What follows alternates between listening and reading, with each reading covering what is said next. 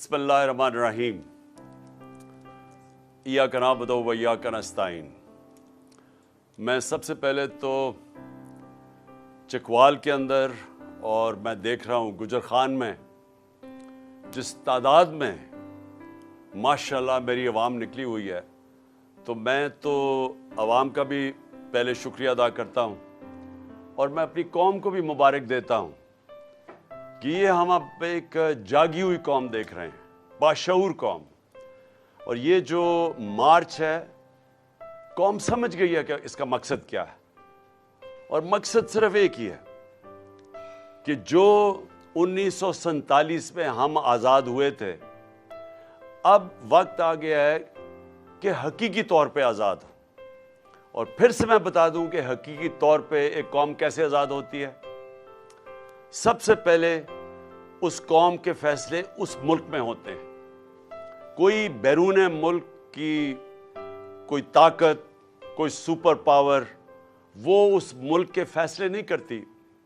अपने मुल्क के लोगों के इलेक्टेड नुमाइंदे मुल्क की बेहतरी के लिए, अवाम के मफादात के लिए फैसले करते हैं। और फिर मैं मिसाल सिर्फ देता हूँ कि अगर हमें रूस से सस्ता तेल मिलता है, तो अगर हिंदुस्तान सस्ता तेल खरीद सकता है, तो हमें भी अपने लोगों के फ़ायदे के लिए, जब आप सस्ता तेल खरीदते हैं तो महंगाई कम हो जाती है मुल्क में। तो सिर्फ इसलिए कि कोई नाराज़ ना हो जाए हम अपने लोगों के ऊपर महंगाई का, क्योंकि हमें खौफ है कि कोई हमारे से बड़ी पावर नाराज़ ना हो जाए, ये गुलामी है। आज़ाद कौमें अपने लोगों के लिए फैसला करती है। और दूसरी चीज, असल में इंसान आजाद इंसाफ करता है। इंसाफ यानी कानून, जिस मुल्क में कानून की हुक्मरानी होती है वो लोगों को आजाद कर देता है इंसाफ देके। क्योंकि इंसाफ जब मिलते हैं तो लोगों के हकूक मिल जाते हैं। हकूक का मतलब ये है कि हर इंसान, हर पाकिस्तानी, कोई भी ताकतवर उसके ऊपर जुल्म नहीं कर सकता। कोई ये जो थाना कचहरी पटवारी की सियासत पाकिस्तान में इसलिए है कि क्योंकि लोगों को ना पटवार खाने में इंसाफ मिलता है, ना थाने में मिलता है, ना कचहरियों में मिलता है, तो वो फिर लोगों को ढूंढते हैं कि वो एमएनए को ढूंढते हैं, एमपीए को ढूंढते हैं कि हमारी मदद करें हमें इंसाफ देने के लिए। किसी भी मगरबी जमहूरियत के अंदर जिधर हकीकी आज़ादी है, वहाँ किसी किसान को, अवाम के नुमाइंदे को, मजदूर को, उसको कोई लोगों को ढूंढना नहीं पड़ता कि जाके मुझे, जब तक मुझे एमएनए मिलेगा, मुझे एमपी नहीं मिलेगा, मुझे इंसाफ नहीं मिलेगा। क्योंकि वहाँ का जो निज़ाम है वो इंसाफ देता है। और इसीलिए मैं आप सबको कई दिनों से बता रहा हूँ कि क्यों पाकिस्तानी इतनी मुश्किलों में काट के जाते हैं मुल्क से बाहर। चकवाल में तो नहीं, लेकिन गुजर खान के कई लोग हैं जो मैं बाहर मिला हूँ, यूरोप में हैं, बरतानिया में हैं। वो क्यों जाते हैं बाहर? और मुश्किलों से जाते हैं क्योंकि उधर उनके जो मुल्क का निज़ाम है वो, क्योंकि वहाँ इंसाफ है और वहाँ इंसानों की हकूक के तहफ़्फ़ुज़ है, तो जो लोग मेहनत करते हैं उन्हें पता है कि उनको मेहनत का फल मिलेगा। ये नहीं कि वहाँ कोई पैसे लोगों को बांट रहा है। वहाँ का निज़ाम ऐसा है कि जो मेहनत करेगा उसको उसका फल मिलेगा।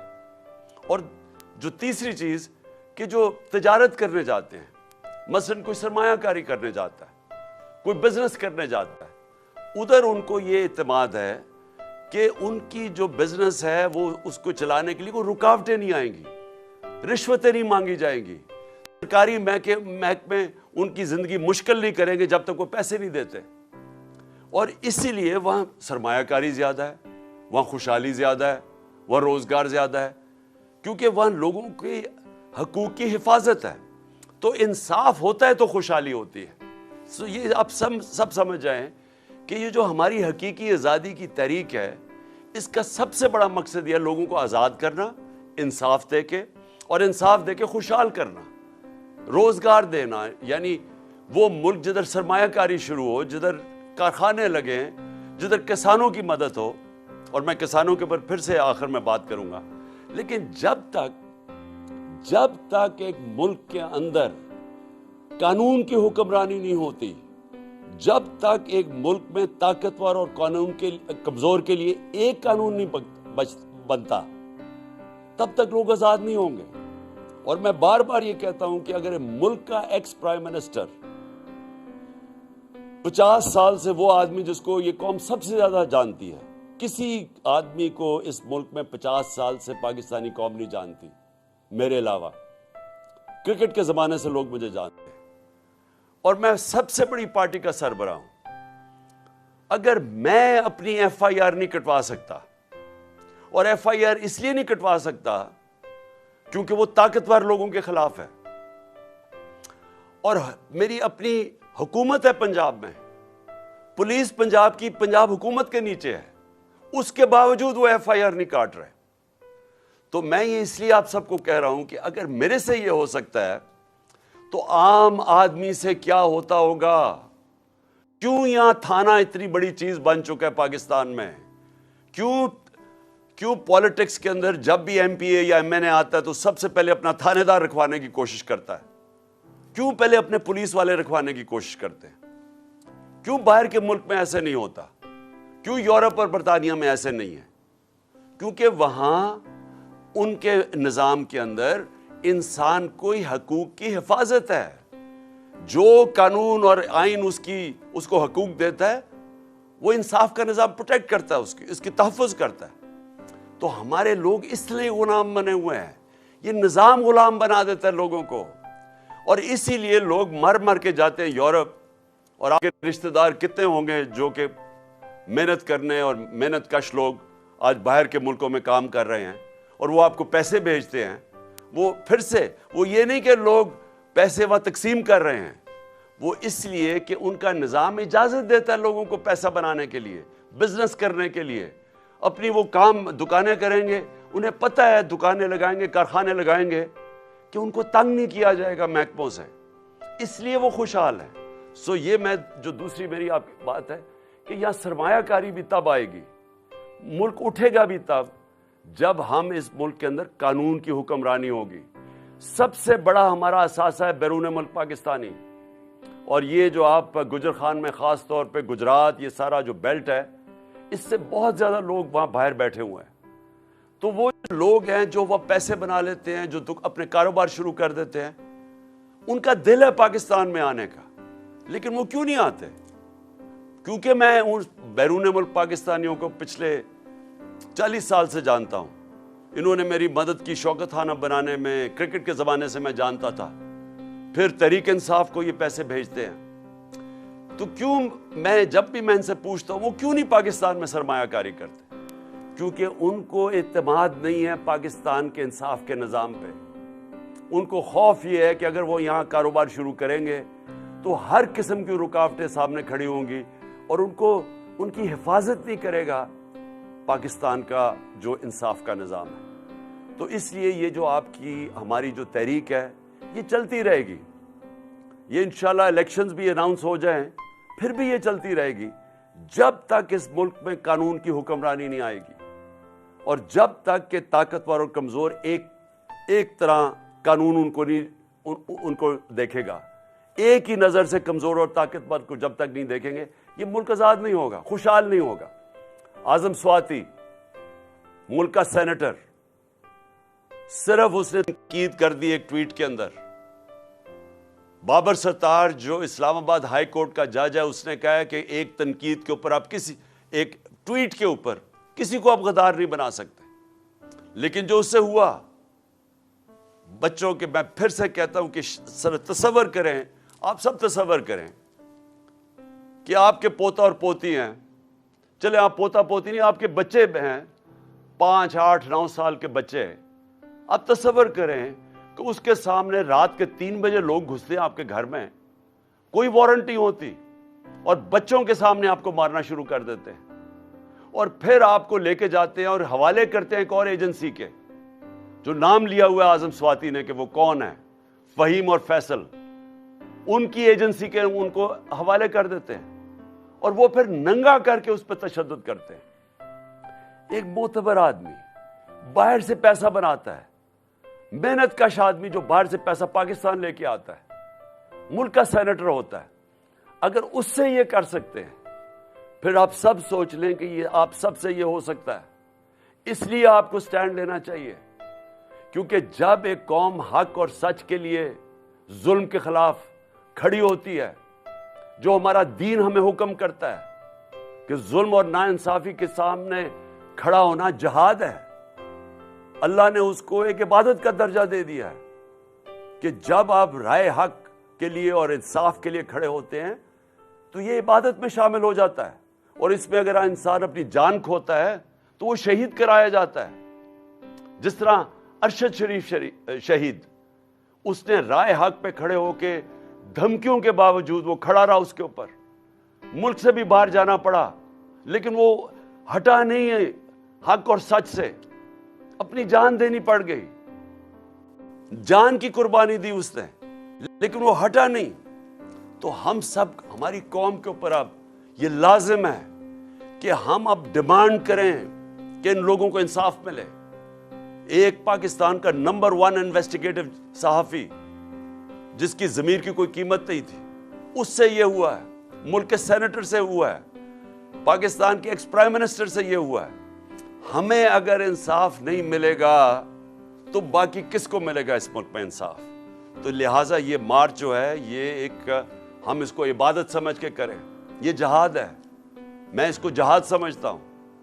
मुझे ये, जिस तरह इंशाल्लाह मैं ठीक होऊंगा और कल मैं बताऊंगा कि इंशाल्लाह मैं पिंडी कब आऊंगा और किस दिन, मैं चाहता हूं सारे पाकिस्तान से लोग पिंडी आएं और इसमें शिरकत करें, हमारी हकीकी आज़ादी की मार्च में।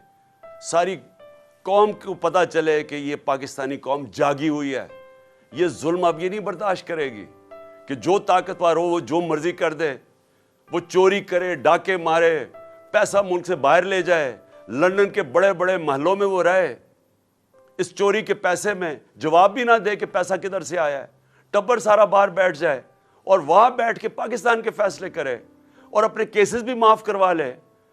बेचारे जेलों के अंदर छोटे बेचारे लोग भरे हुए हैं, गरीब लोग भरे हुए हैं जेलों में। और मैंने जो चंद दिन जेलों में गुजारे, गरीब लोग थे सारे वहां, मुझे कोई ताकतवर डाकू वो जेल में नहीं नजर आया, सब गरीब लोग थे। और वो लोग चोरी करें तो जेल में। एक जो जो जो मेरा कमरा साफ करता था, एक कैदी, तो मैं उसे पूछा, मैंने कहा तुमने क्या जुर्म किया है? उसका जो जुर्म था, ज्यादा से ज्यादा उसको 6 महीने जेल में गुजारने चाहिए थे, क्योंकि वो गरीब आदमी है। वो 6 साल जेल में था, क्योंकि पूछने वाला कोई नहीं आम आदमी को। कई दफा ऐसा हुआ है कि लोग मर चुके हैं, जेलों में मर चुके, और बाद में पता चला बेकसूर है, और कसूर उनकी गुर्बत या कमजोरी है। तो एक तरफ वो है और एक तरफ अरबों रुपए का डाका मारो और बाकी डील करो, और डील करके एनआरओ ले लो, पहले जनरल मुशर्रफ से ले लो, अब इस दौर में ले लो, और बैठ के जनाब फिर पाकिस्तान के फैसले करने शुरू कर दो। मुजरिम इस मुल्क के फैसले कर रहे हैं। ये जो नवाज शरीफ बैठा हुआ है वहां, सारे मुल्क को दांव पे लगाया हुआ है। सारे मुल्क को पता है कि आज इलेक्शन के अलावा कोई रास्ता नहीं है पाकिस्तान का इस दलदल से निकलने के लिए। अगर हम अपने माइशत को मजीद तबाही से बचाना है, सबको पता है कि सिर्फ एक ही रास्ता है कि एक साफ और शफाफ इलेक्शन हो, एक मजबूत हुकूमत आए जो आए 5 साल के लिए, और उसके बाद हमारी जो माइशत है वो फिर उठेगी, क्योंकि लोगों को उस वक्त इत्मीनान होगा कि हम आज पैसा लगाएंगे तो हमारा पैसा 5 साल तक कम से कम एक हुकूमत है। आज नवाज शरीफ इलेक्शन करवा नहीं रहा, एक वजह से, मुल्क की नहीं वो उसको फिक्र, उसका तो पैसा ही बाहर पड़ा है, तो हमेशा जब मुश्किल आती है बाहर भाग जाता है। लेकिन इसलिए नहीं फैसला कर रहा कि अगर वो इलेक्शन करवाएगा वो पिट जाएगा, अगर वो इलेक्शन करवाएगा वो हार जाएगा, इसलिए नहीं करवा रहा। अपनी जात के लिए इस मुल्क को ये दांव पे लगा रहा है।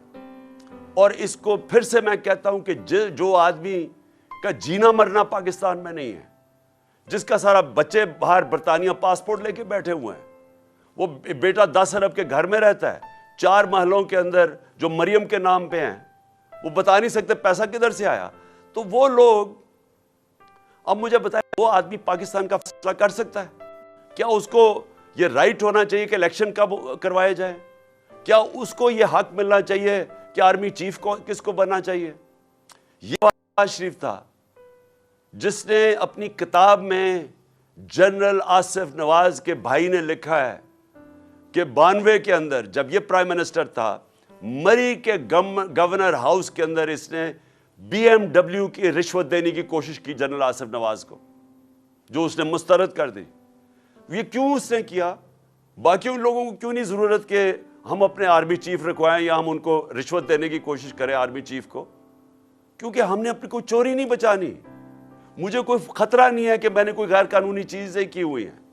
मुझे कोई खतरा नहीं है मेरी करप्शन केसेस के ऊपर। इसको खतरा है, अरबों रुपए की चोरी इसने की हुई है, 30 साल से ये कर रहा है, अरबों डॉलर इसके बाहर पड़े हुए हैं। इसको पता है कि ये डरा ये हुआ है कि अगर इमरान खान आ गया तो शायद फिर मेरा एहतसाब शुरू हो जाएगा।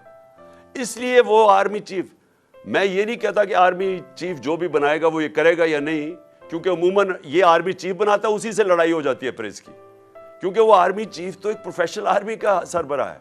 ये जो उसे चाहता है पंजाब पुलिस का IG की तरह बनाना, वो बन नहीं सकता। तो ये इसने आर्मी चीफ से, मैं आज आपको कह रहा हूं, ये कहेगा कि पहले तो इमरान खान को किसी ना किसी तरह फारग करो, किसी तरह भी, ताकि वो इलेक्शन ना लड़े। क्योंकि ये इसने कभी भी, इसको पता ही नहीं है कि न्यूट्रल अंपायर के साथ मैच कैसे खेलते हैं।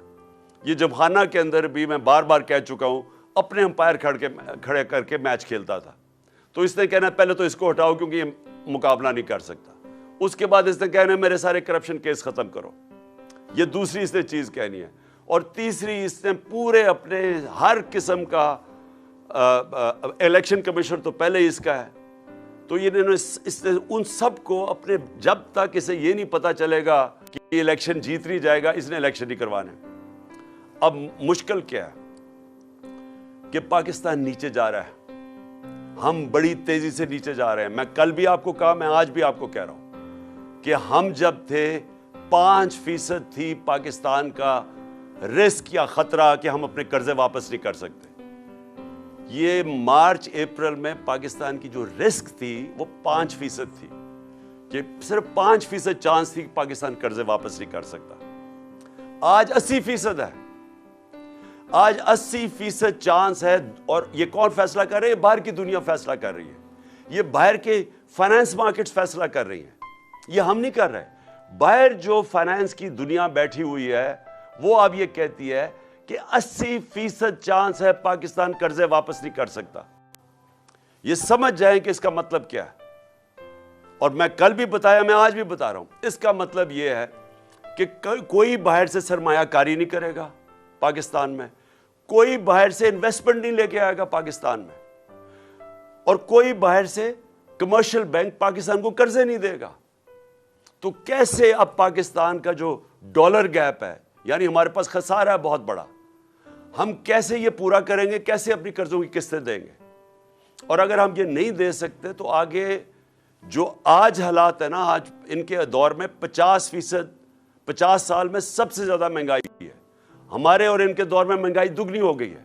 लेकिन जो तब, अगर हम पाकिस्तान खुदा ना खास्ता अपने कर्जे वापस ना कर सका, तो वो ये आप सोच ही नहीं सकते कि किधर जाएगा, रुपया कितना गिरेगा, महंगाई कितनी होगी, बेरोजगारी क्या होगी, पाकिस्तान के हालात क्या होंगे, क्या वो कोई कंट्रोल भी कर सकेगा? और ये सारे को, जो भी इकोनॉमिस्ट है पाकिस्तान में, जो माहिरीन है माइशत के, सबको पता ही है। लेकिन वो आदमी जो लंदन बैठा हुआ है वो नहीं करवाएगा इलेक्शन, क्योंकि वो अपनी जात के लिए उसको पड़ा हुआ है। और इसलिए मैं आज ये आप सबके सामने ये आज कहना चाहता हूं कि हमारे मुल्क, ये जो हमारी मार्च है, ये इलेक्शन इसलिए चाह रही है कि ये आदमी जिसका कोई स्टेक पाकिस्तान में नहीं है, ये इस मुल्क को तबाही की तरफ लेके जा रहा है अपनी ज़ात के लिए। और इसीलिए बहुत ज़रूरी है कि जब मैं इंशाल्लाह कल के दिन, मैं आपको दिन बताऊंगा किस दिन आपने पिंडी पहुंचना है, मैं समझता हूं सारे पाकिस्तानियों को इस तरफ आना चाहिए। और मैं एक और चीज़ पे आज बात करना चाहता था। 6 हमारे पुलिस वाले कल शहीद हुए हैं दहशतगर्दी में। और हम देख रहे हैं कि जब से ये हुकूमत आई है दहशतगर्दी बढ़नी शुरू हो गई है। हम ये देख रहे हैं कि अफगानिस्तान में जब वो हुकूमत आई है, हमारे ज़माने में तो वो हुकूमत थी अफगानिस्तान में जो कि हमारे ख़िलाफ़ थी, प्रो हिंदुस्तान थी।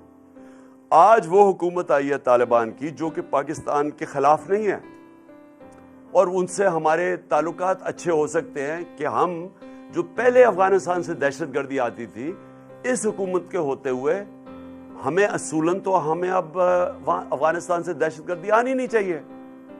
लेकिन हुआ क्या है, जब से ये आए हैं पाकिस्तान, पहले तो स्वात के अंदर हमने देखा कि वहां एक पब्लिक सड़कों पे निकलाई, उनको खौफ आना शुरू हो गया कि फिर वो पुराने ज़माने की तरह वहां हालात बिगड़ रहे हैं, और फिर हम देखना शुरू हो गए कि दहशतगर्दी बढ़नी शुरू हो गई है। और इस हुकूमत को पास ये सोच ही नहीं है, इनके पास टाइम ही नहीं है इन चीज़ों का सोचना। ना ये माइशत को सोच सकते हैं, वो तबाह हो रही है, ना ये सोच सकते हैं कि मुल्क की सिक्योरिटी को क्या करना है, ना इनकी फॉरेन पॉलिसी का पता है क्या करना है। सिर्फ मकसद है कि हमारे करप्शन केसेस खत्म हो और किसी तरह तहरीक इंसाफ को खत्म किया जाए, ये सिर्फ इनकी प्रायोरिटी है। तो आज ये लम्हा फिक्र है हम सब के लिए, और ख़ास तौर पे पख्तूनख्वा जिधर उन्होंने लोगों ने बड़ी कुर्बानी दी। ये जो सारी अमेरिका की जंग में हम जब शामिल हुए, सबसे तबाही कबायली इलाके में आई। तो आज हम सबको सोचना चाहिए कि ये जो बढ़ती जा रही है चीज़, इसके ऊपर ये गवर्नमेंट क्या कर रही है। और ये भी एक वजह है कि जल्दी से ये इनको जाना चाहिए और इलेक्शन होना चाहिए, ताकि अभी से हम इसके ऊपर कंट्रोल करें कि ये और ही हमारे हाथ से ना निकल जाए। और मैं सिर्फ एक अपने किसानों की तरफ से, क्योंकि इस वक्त जो किसानों का हाल हो रहा है और जो होने जा रहा है, मैंने कल भी उसके ऊपर बात की थी कि जिस तरह के हालात किसानों के लिए हैं, मुझे खौफ ही आ रहा है कि हमारा तो जो 19% GDP है वो किसानों की तरफ यानी ज़राअत से आता है। हमारे 2.5 करोड़ लोग ज़राअत के अंदर उनको रोज़गार मिला हुआ है। तो जब हम हमारे दौर में 2600 अरब रुपया 2600 अरब रुपया हमारे दौर में, क्योंकि कीमतें किसानों को अच्छी मिली थी, वो किसानों के हाथों में आया था, जिसकी वजह से रिकॉर्ड ट्रैक्टर बिके, रिकॉर्ड मोटरसाइकिल बिके, जिसकी वजह से एक पूरी मुल्क की इकॉनमी उठी, 4 फसलें रिकॉर्ड हुई। वो क्यों हुई, मैं जरा सिर्फ आपको बता दूं कि क्यों ये किसानों के इतने अच्छे हालात थे।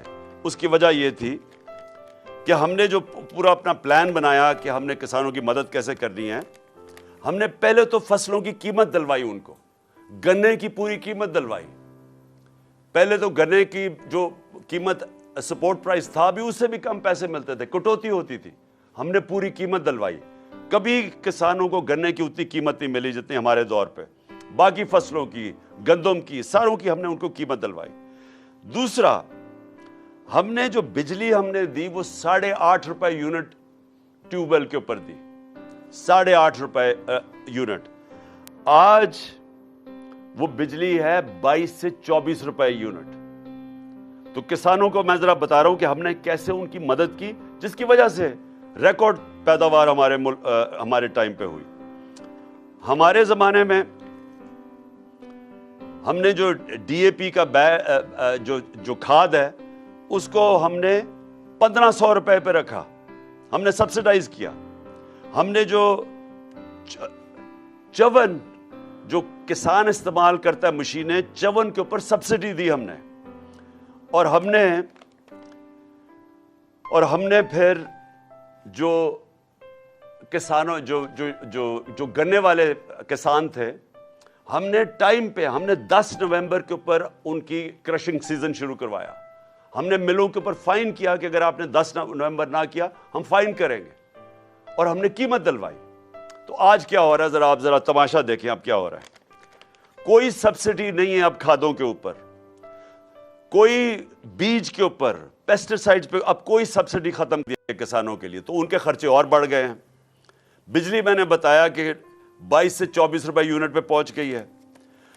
किसानों को जो हमने कर्जे देने शुरू किए थे, या सूद के बगैर गरीब किसानों को, या सस्ते, वो सारा उनके ऊपर पूरी कोई सब्सिडी नहीं है कर्ज़ों पे। और जो 1800 अरब रुपए का शहबाज शरीफ ने पैकेज दिया है, ज़रा किसानों से पूछेंगे वो स्वाय इश्तिहारों के अंदर, क्योंकि शहबाज शरीफ की जो डेवलपमेंट है वो सिर्फ इश्तिहारों में होती है, उनसे पूछें कि ये 1800 अरब रुपया किधर गया है, पूछें किसानों से।